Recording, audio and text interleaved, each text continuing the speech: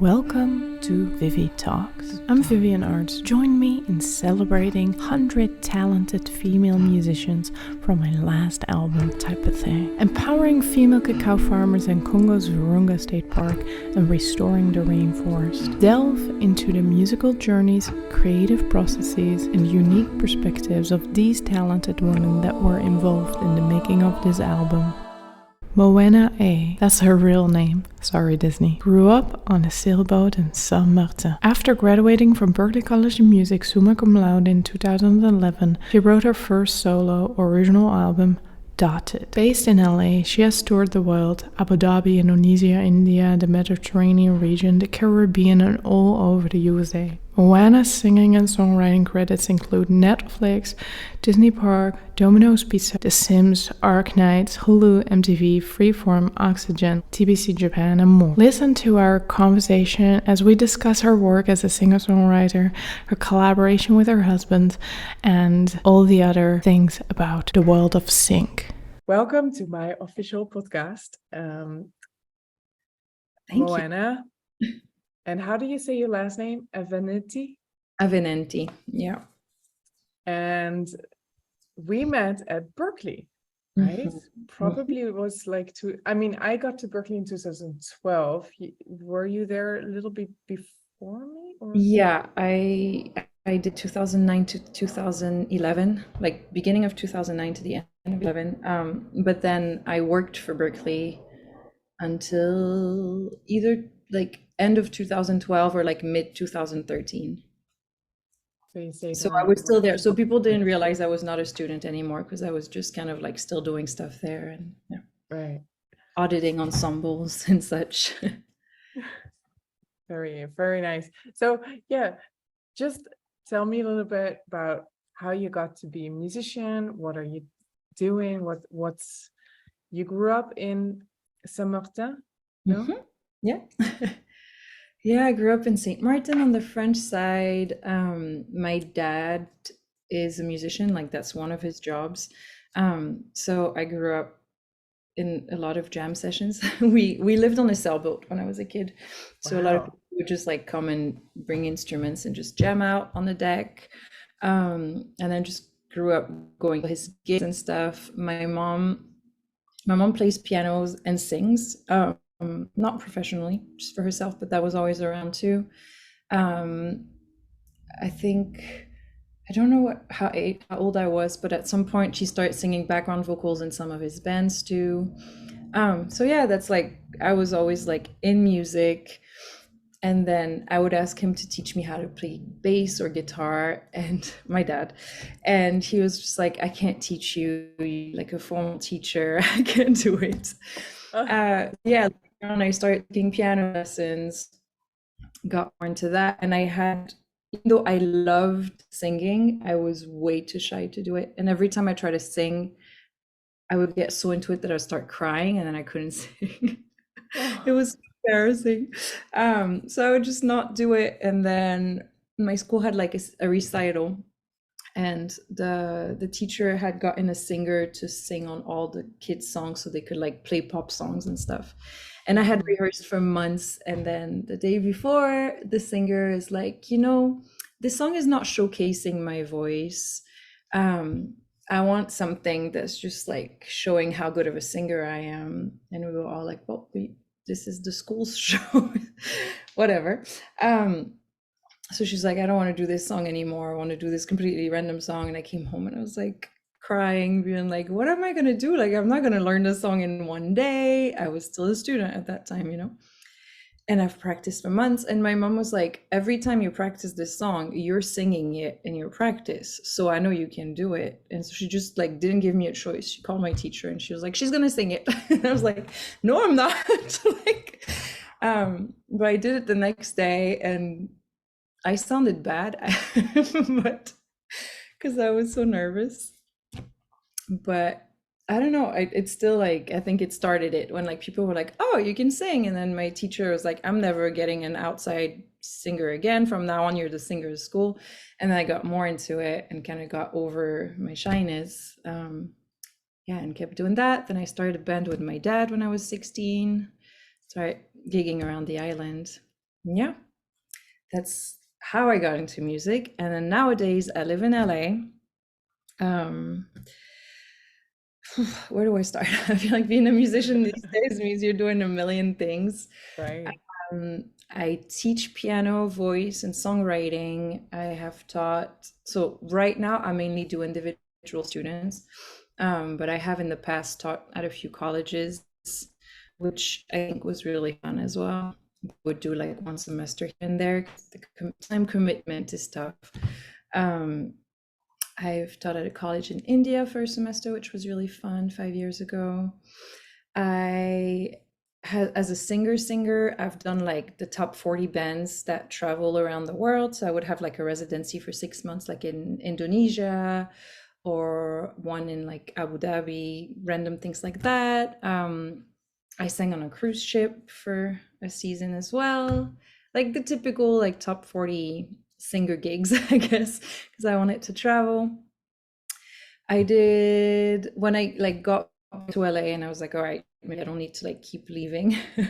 I got more session stuff. So I worked for like or I still do, film composers and stuff, and like they send me whatever project they're working on. I record from home. I have a home studio.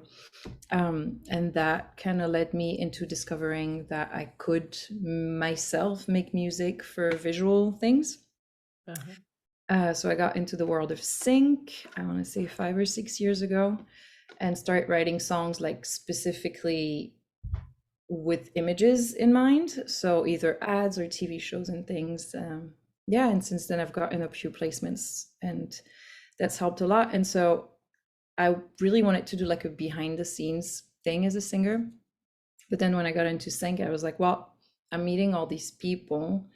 And when I send them music, I want them to know that it's me. So I put Moana A, I think last name was too complicated, as like the main thing. And I was like, I'm just going to release these songs as that so that they know it's me when they look it up. And now like the Moana A project is doing like better than I thought, because I was not putting any energy into it, but because some of these songs got placed, they got Shazammed, and like now there's listeners on that. So that's been fun. So that's that. That's great. So can you tell me a little more about your creative process and how you approach writing and composing them? You write the lyrics first, or you just start with an orchestrate or a beat, or you still play bass still, right? As well. Yeah, not a lot these days. I'm really lazy. I haven't practiced it. I really want to, and I feel like I always be like, oh, I need to put more bass in my life, as just like not the priority right now because there's always so much going on. But yeah, I co-write mostly. Like I can write a song on my own if it's just like the chords, the lyrics, the melody, but just like building it to life, orchestrating it and arranging it, I always need outside input. Like I think I don't trust myself enough. But I don't think I have a set way. It really depends on the song. Like a lot of these sync things, why I got into it is because I loved the fact that you could kind of do film score mixed with pop. And so for these things, I would like collaborate with a film composer, and they'd send me like, I mean, it worked in a few different ways, but like sometimes they would just send me like a little piano part they liked, and I would come up with a melody and usually like some choir parts and give them like a lot of oohs and stuff, and then they'd orchestrate that. Another time it was the reverse. I like sat at my piano, I wrote the little piano part and the voice, and then they orchestrated that. A lot of the times my fiancé is a producer, so we just sit in the studio together and just play around, and I don't know what comes first. He plays guitar really well, so I feel like a lot of our songs started with him just like picking something on guitar and I just riff something off.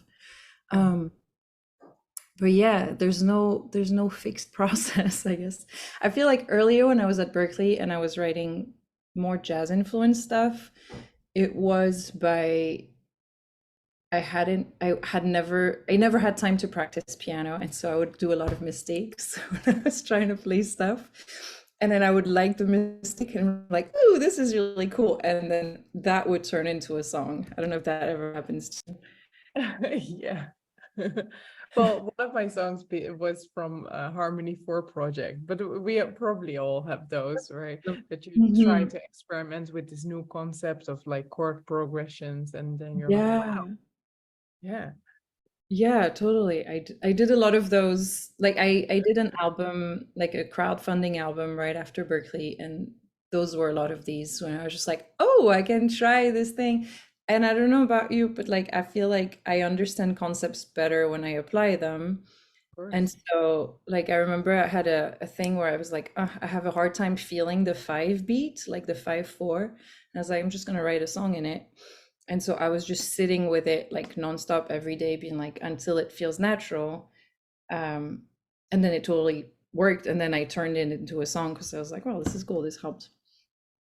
Yeah. That's great. Yeah. I've been doing that during the Yeah, studies too as that's well. awesome. Yeah. Yeah. Yeah. So together with your fiancé, right, you have also a pop electronic duo, right? Yeah, Or it's a really composer. evolving. It's, I don't know what we do anymore because we got more into doing like songs for ads and stuff. And so we would do whatever the project needed. And just for fun, we're like, well, the song exists, so we'll just release it. There's a lot of them we haven't released yet, but I don't know what the genre is anymore because when we first started, it was like super acoustic stuff because we were playing on the cruise ship as the acoustic duo. Uh-huh. So just doing acoustic music all day, we just start writing those songs. I don't think these songs have been released yet, but those were like the first ones like 5 years ago. Um, and yeah, we started doing more electronic stuff and got into that originally because we would see briefs of like the type of songs they needed. And then we were like, oh, actually, this comes really naturally when we try to do it together. So we got more into it. And then he works at a studio where there's a lot of hip hop artists. And I think he kind of got influenced with that. He was like, oh, I want to do more hip hop beats, but like with a pop flavor on it and like maybe a little R&B type guitar. So yeah, I don't know what the genre is anymore. It's all and like yeah, at some point we got hired by a company in Japan to do like an old school French song. So it was just like he's Indian. So I was like, this Indian dude, me, I don't know where I'm from anymore. Like by a Japanese company doing a French song. Like from sounding like the 60s. Yeah, there's any style at this point, I think. Yeah. I mean, you wrote in your questionnaire that you really like to do these multiple genres, and you think it's important not pigeonhole yourself. I mean, you're describing that really well. Wearing multiple hats is actually okay. Yeah, I mean, I think it's okay but I'm an artist. I'm not like a business person. I feel like if I were more like someone trying to make it harder, it might be harder that way, if that makes sense. Like managers and agents and everyone who buys music but not creates it gets frustrated with that because it's really hard to market something that doesn't have a fixed audience. And sometimes it makes sense to do like different projects under different names. Mhm. And maybe eventually it'll turn into that if the audience with this, if I do it, my fiance grows, but like we haven't really targeted that at all. So far, it's been just like directly working with buyers, not so much as a wider audience. But yeah, I don't know. I feel like it's a little sad to only use a part of yourself. And growing up, there was so many styles of music around in the Caribbean that I want to include them. And then, like, yeah, we do a lot of jazz things too, because he also went to a jazz college. Um, so yeah, I think it's fair to ask artists to be like, oh, you have to be this package, this product, and then also be authentic. Like, how can you be authentic if you have to like ignore like most of yourself? So yeah. Yeah. No, I totally agree to that. My next question would be, can you share a moment when your music had a profound impact on somebody's life? All right, so I think it's going to be from a placement because I had a song in like right after the pandemic, or no, actually, it was still in the middle of the pandemic. Like a lot of TV shows were kind of like on hold, and they couldn't film more episodes. And then there was this show Lucifer on Netflix that kind of stopped halfway through the fifth season, and then they finally like caught up. And so when they were re-releasing, they called it 5B. It was like the end of that fifth season.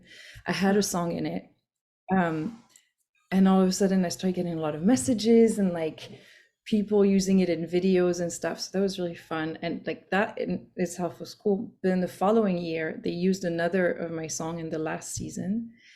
And that, like I woke up the next day and I had so many Shazams and so many messages and stuff. And like, it was not just one person's life. It was really cool. Like it's called Queendom. So I think because it was like big female empowerment, I had a lot of people being like, oh, this is what I listen to, and I want to just show the world that I can do stuff. And like that made me really happy, just because I wrote this song without thinking too much. Oops, sorry, I accidentally clicked. My finger slipped. But yeah, I was writing this song and I was like, I wanted to say welcome to my kingdom originally, and going into another chorus that I had written, and I was like, but it sounds so stupid doing a female empowerment song and saying kingdom. And I was like, I'll just say queendom. Maybe they won't know what I mean. Anyway, it was just like a one word pre-chorus. So I was like, if they don't understand one word in the song, it's okay, because I had this huge chorus. And then I went to the producer with it, and he was like, yeah, actually, I think your pre-chorus is the chorus. I don't think you need that chorus. So he just took it out. The song was called The Art of War. And that's like, I was going through the book, The Art of War. And so like the second verse is all about like the lessons you learn, whatever. But I'm going off on tangents. But yeah, he like took the things I had in the chorus and put it as background vocals, and basically used my pre-chorus, welcome to my queendom, again and again. So I was like, well, I sure hope they know what I mean by a queendom. So anyway, like seeing the impact after that, be like, not only did they get it, but like a lot of women like did videos with it for different things. Like some people did it for their weddings, which I thought was hilarious. Some people would like wear stuff, or some people would do it for drawing or makeup, whatever. Like that was really cool.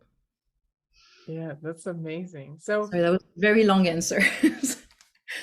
Yeah, and you already talked a little bit about being a woman in the industry.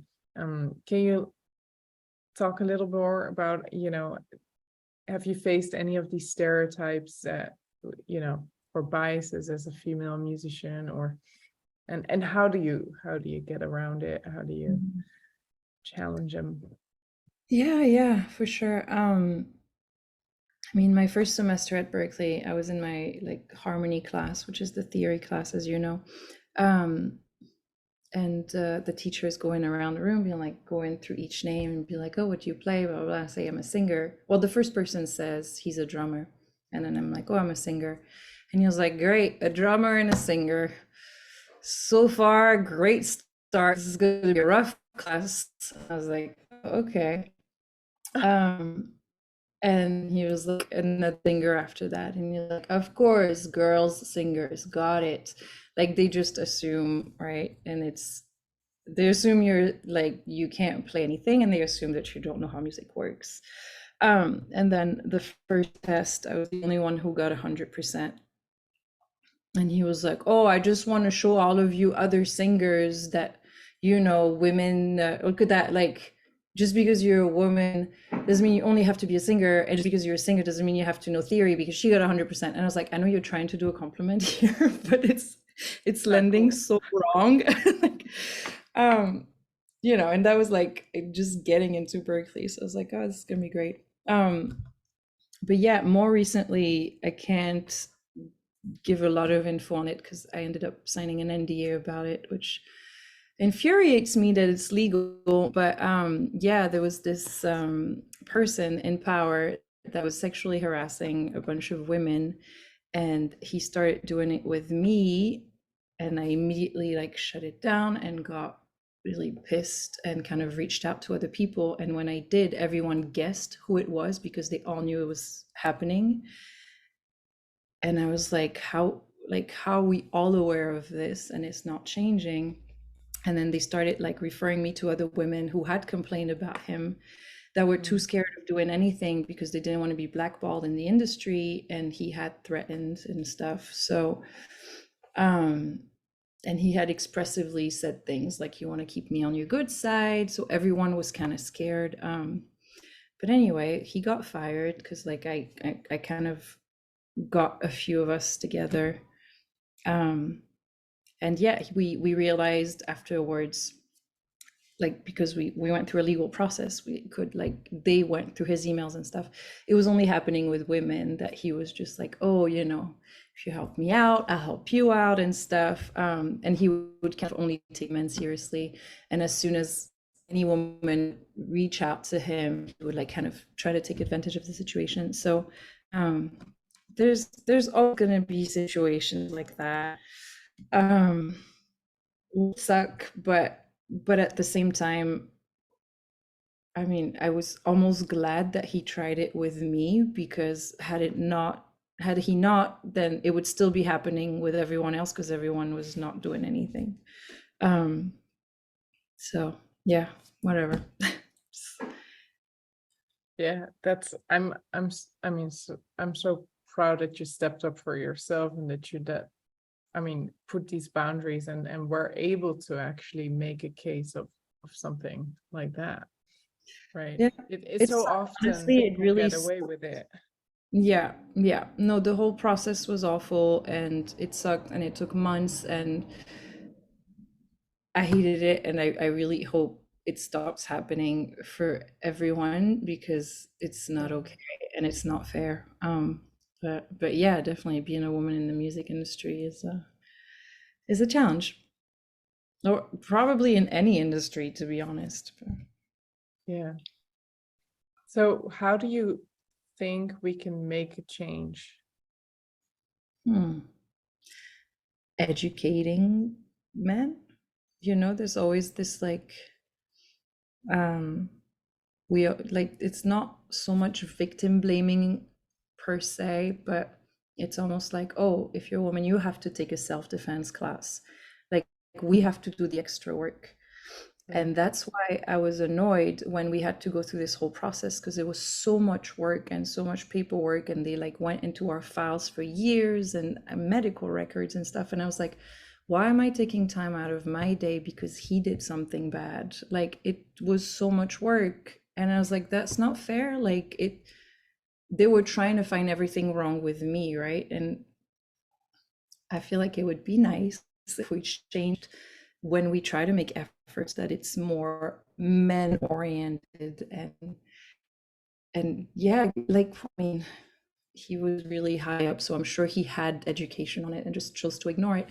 But yeah, I think it's just like still showing up, doing our best. But I think it would be nice if whatever the efforts are more towards changing men's behavior. I forgot the exact quote, but I remember seeing a thing that they were like, oh, if the problem was how women dress, if that's what makes them get raped, then why are they not being raped by lesbians, right? If they're so attractive, why don't we have a problem with lesbians attacking them? It's always the man, so the problem is the man. It's not how the woman is dressing. So yeah, I don't know what the exact solution is, but maybe leave us alone for a bit. Let us live our lives. Right. Yeah. Apparently it's okay, because they have been in these type of patterns for so long, and they think they know they get away with stuff. Mm-hmm. Well, and so they do. Not they being do. okay with that anymore, and maybe standing up and addressing the issues. Yeah. Yeah, they do get away with it. Like, that was a perfect example of like, he kept getting more and more risky, that guy, and like started having more and more things in writing, because he saw that he got away with it for years and no one was doing anything. So yeah, they they're not going to realize until we say something. Yeah. Yeah, I'm sorry you had to go through that. I feel like all women do. It's really unfair and sucks, but yeah. Yeah, no, obviously I mean, there is a reason that I'm supporting women. I was gonna say you've had your fair share. Yeah, I did. Yeah. I mean, only recently I made a connection that my project with these women is even bigger than, or more important than I knew, to me, right? Because it started with this chocolate. The chocolate is made by women, and we're empowering these women. So obviously, on the album needed to be women, and yeah, only recently I started. You know, you talk to more people you're reading on, and you notice how there's so much stuff going on that we need to address. And yeah, it's I'm happy things are now changing, and more people are aware of what's cool and what is not. Yeah. And yeah, great. Let me ask you another question. What advice would you give to aspiring women musicians who's just starting off their career? Oof. Well, one of them is kind of counterintuitive because it's not so much career related, is actually not to only think about their careers. Oh, I like that. Because it's easy to burn out. And I feel like, especially as women, because we kind of have to like always prove ourselves, we tend to overdo. And I'll illustrate that in a second with a story that might be relevant. But yeah, I think it's good to also like make sure we take care of all our needs, all of our needs, whether it's like physical or like spending time in a relationship, on our mental health, like really try to grow as people and to make sure we're healthy and spend a healthy amount on work. And healthy amount is both ways, right? It's like not too much, but also not too little, because sometimes you can get so involved in your mental health and stuff that like you might not be doing enough work, and then you procrastinate on things that are actually important to you. So I think like one of that advice is just trying to, I don't think you can ever live a completely balanced lifestyle. I think it fluctuates in different months or different weeks, but just to like make sure you give things that matter to you the most importance. And the little example I had was when I worked at Berklee as a student, I worked on the stage crew. So we would like set up the stage for concerts and do lights and sound and stuff, which was great because I learned a lot. But after a semester or two, I get promoted to a supervisor. And I was like, oh, this is great and stuff. And then the following semester, all the women that had been like people under me all became supervisors. And I go to my boss and I'm like, it's cool that you're trying to promote women, but it feels like you're just giving us handouts. It's not based on talent. And now all the guys are resenting us because just because women, we get to be supervisors. He was like, that's not what happened.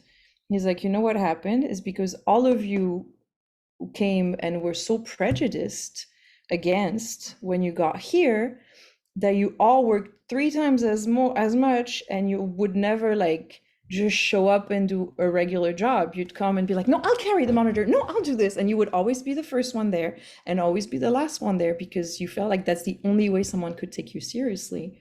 And so he was like, it's happened that all my best workers were women and the people I could rely on. He like, it had nothing to do with you being a woman. It was just, I mean, it did, but indirectly. And I was like, that's kind of sad, right? Like, just that confidence of just being, it's like, especially if you're like a white dude, just showing into any job and just doing your job, like that must be nice. So anyway, I feel like we often overcompensate for those stereotypes, and it's good to remind ourselves to also be whole people. I think that's my main advice. Yeah, I really appreciate that. Yeah, totally. Yeah, we need to balance. I always joke that as a musician, I don't have any hobbies, but actually I do. Isn't it Yeah. tough to like, that was your hobby for most of your life, Yeah. and at some point it becomes work and you're like, huh. But that's actually another piece of advice that I think is important, is like, depends on what area of music you work in, but sometimes it's not always the area of music that you started with and that like inspired you Right. and felt creative. I think it's really important to still nurture that as its own thing. Mhm. And to me, when I discovered sync, that's why it was such a great moment where I realized I could do something I liked, but I didn't feel like my baby, that I was overthinking and stuff. I was like, oh, they need something specific. So that's what I gave them. And I was like, felt so relieving, because then my little baby songs that I cared about and could craft for years, I could do on the side. And I was not relying on that to make the money. Right. And that was wonderful. That didn't need to be judged and Yeah, I was like, I'm doing this little stuff for monetized myself. and Yeah. And then that yeah. stuff that I don't feel like it's selling out, because, I'm still doing music and this stuff, but like it's Mhm. easier for me. It's more logical. It's less artistic and creative, if that makes sense. Yeah. And so what's your advice for people that want to go into sync then? Just read up on it or find an agent or Well, yes, I also think it's a little late in the game, to be honest. Like I've had success with it, and I think it's because I got there at the right time, and then the pandemic meant that everyone kind of flooded it, and so all the prices have gone down, and I don't know that it's realistic to only be doing that now, whereas like a lot of people had full careers doing that for a while. But it's so saturated that I don't know. But main advice, I think what worked for me was I showed up everywhere. Every time there was a conference, any sync related things where it was just like people that do a lot of things in sync, having concerts or whatever, I just kept showing up.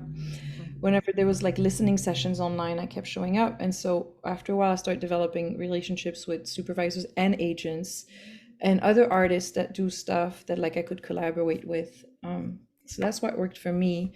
But I do think the best way is like, if you know that you can write a certain thing, like if you see a TV show and it's like, oh, I could absolutely write something like that, researching who gets music in that TV show and what agents pitch to that person. I think is the best way, but it's getting tough. It's getting hard to get in because there's so many people, and they're tired of hearing things that sound like it was written for sync. They want things that feel more authentic. right. Yeah. But they still use it. Sometimes it's just a song that you just wrote and they selected from a list, right? Yeah, It could be yeah, for instead sure. of composing something on Exactly. purpose, it could be something that's already Yeah, available. yeah. That definitely happens. It's just the percentage is a lot smaller I because see. like the oh, I'm not finding the word, but they usually look Pool some is percent. bigger. Yeah, well, the pool is bigger and the budgets might be a bit different. That like if they want like something that feels like an artist song, they might actually take like a big artist so it's recognizable. But it's like, how likely is it that that song you wrote fits the project so perfectly? Like Right. it happens, it definitely happens. I'm not saying it doesn't. But they'll more often need things that are like super specifically to their project, Yeah. or the opposite. Sometimes when your songs are very personal, it has too many details in it, and so it clashes. They need something more universal and non-specific. But it happens, yeah. Cool. So you talked a little bit about already. How do you navigate this balance between staying true to your artistic vision and meeting commercial expectations? I do it very badly.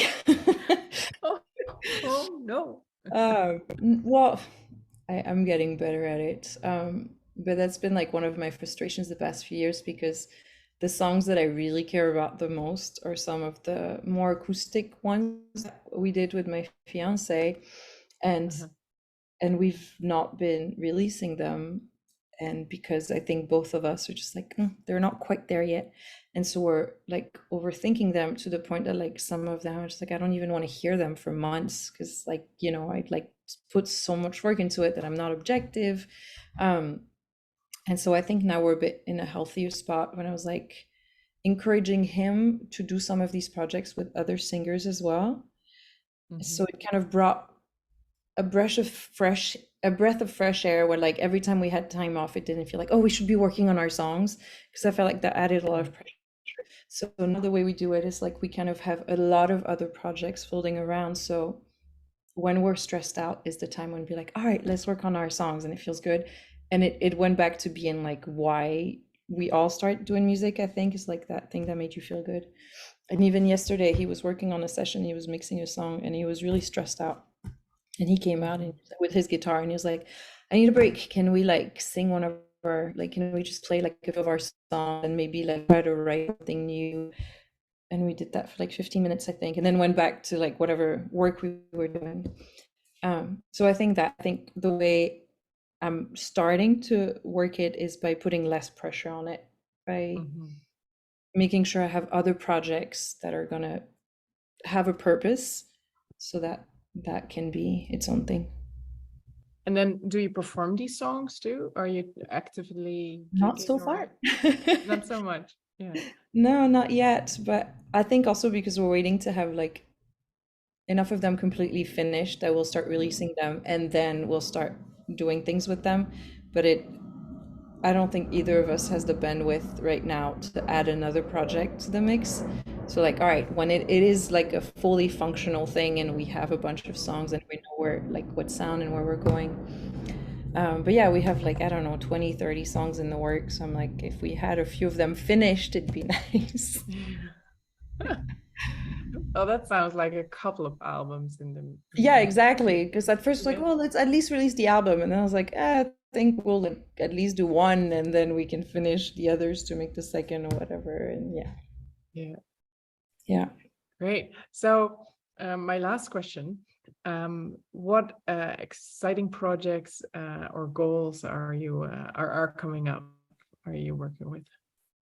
Well, I think it's going to tie into the last one, that like to me the exciting thing is getting enough of these songs to a point where they feel cohesive together into an album. Or maybe it'll be like multiple singles, because now you can like single and then it becomes an album with the last one, you know? Right. We might do that because I know Spotify likes singles.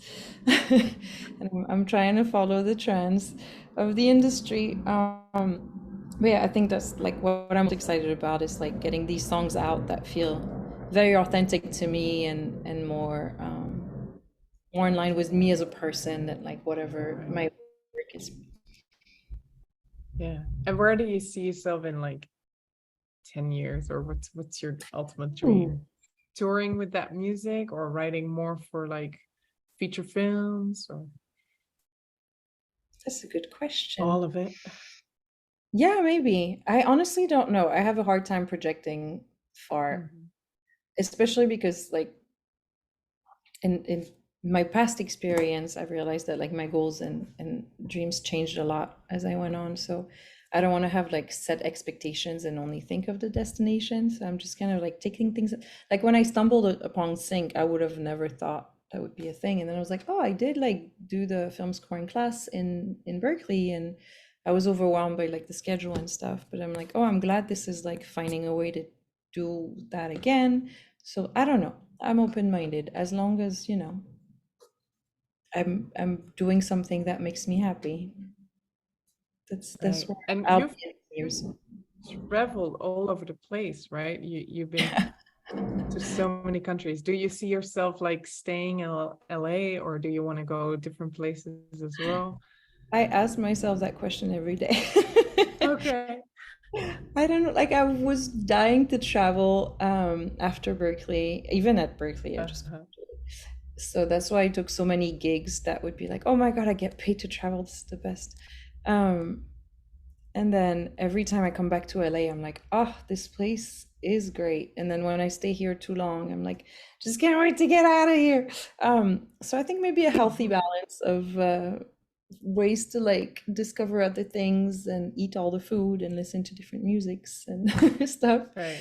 so that I can enjoy here more. But we'll see. Like also LA, when I moved 10 years ago, was at least had a completely different experience than like the LA I live in now. So I think it's also what I make of it, and maybe it won't fit my mentality in 5 years.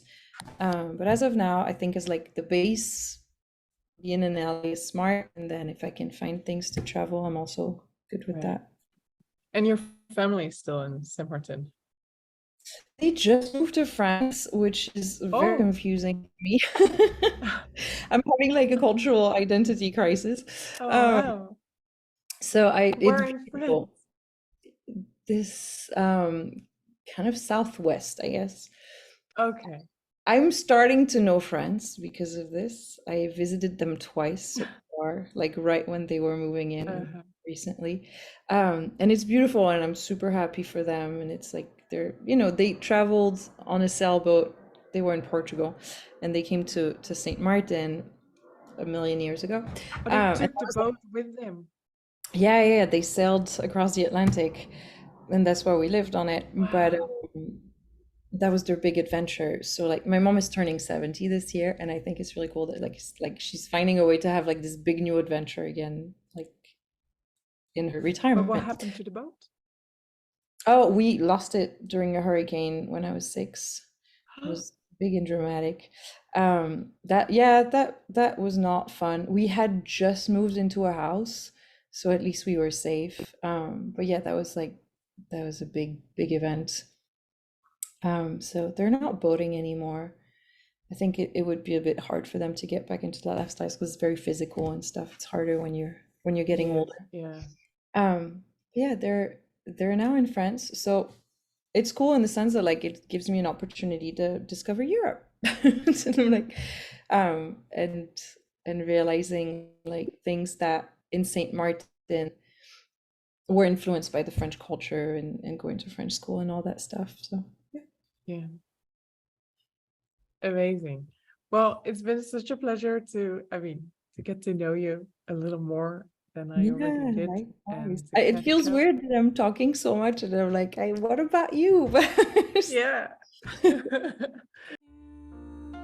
As I conclude this episode of ViviTalks, I want to express my sincere gratitude for joining me in this musical journey. I hope you enjoyed exploring the stories and experiences of the incredible female musicians on my album. To stay updated on our latest episodes, subscribe to ViviTalks on your favorite podcast platform. Connect with me on social media through Vivienne, and please check out my album Type of Thing, a musical exchange featuring 100 female musicians to empower female cacao farmers of Virunga State Park in Congo. It's about more than just music. It's about making a positive impact in the world. Your support is part of that journey, so thank you once again for tuning in. Until next time, keep celebrating the power of music, and let's continue to amplify the voices of remarkable women in the industry. Stay inspired, stay empowered, and keep the music flowing. With love and gratitude. Till soon.